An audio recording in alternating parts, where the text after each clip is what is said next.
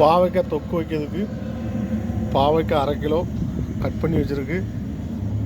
வெங்காயம், பொடி வெங்காயம் 10-20 பீஸு, ஒரு பூண்டு, பச்சை மிளகா ஒரு 15 பீஸு கட் பண்ணி வச்சுருக்கு எல்லாமே. தக்காளி 2 தக்காளி அரைச்சி வச்சுருக்கு.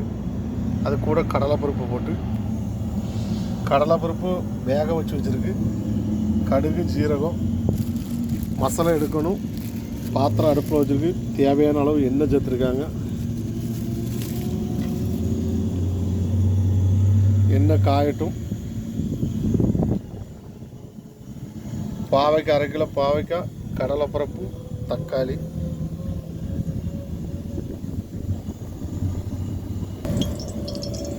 எண்ணெய் காஞ்சிட்டு கடுகு சேர்த்துருக்காங்க, ஜீரகம் சேர்த்துருக்காங்க,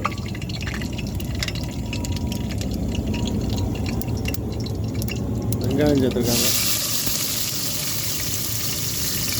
பச்சை மிளகா, பூண்டு சேர்த்துருக்காங்க.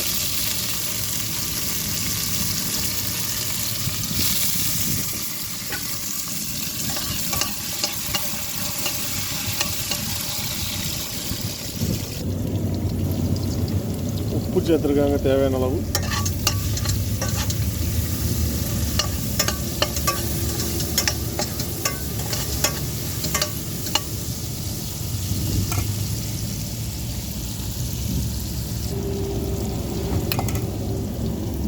பாவைக்காவை சேர்த்துருக்காங்க.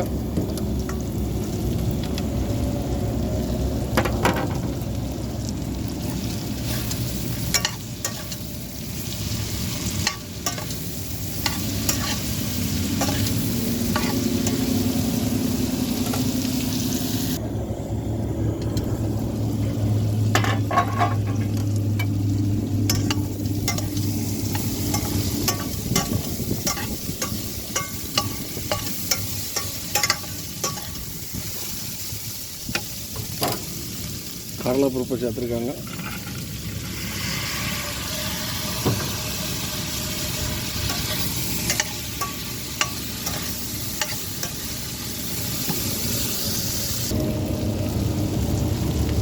கொஞ்சம் மஞ்சள் பொடி சேர்த்துருக்காங்க. குழம்பு மசாலா 2 கரண்டி சேர்த்துருக்காங்க.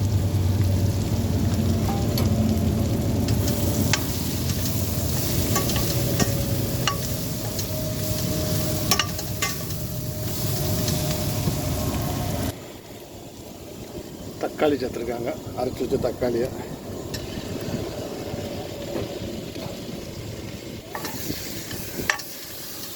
தக்காளியில் பொடியை தெளிக்கிறது.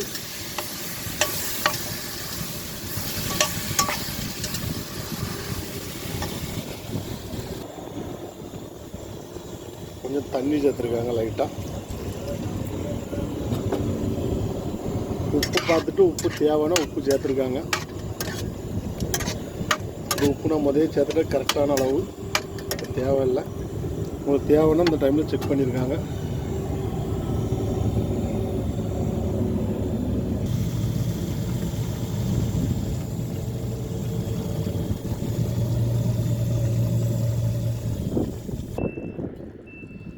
இந்த மாதிரி வச்சு சாப்பிடுங்க, நல்லாயிருக்கும். ரெடி ஆகிட்டு மல்லி எல்லாம் தூவி இறக்க வேண்டியது.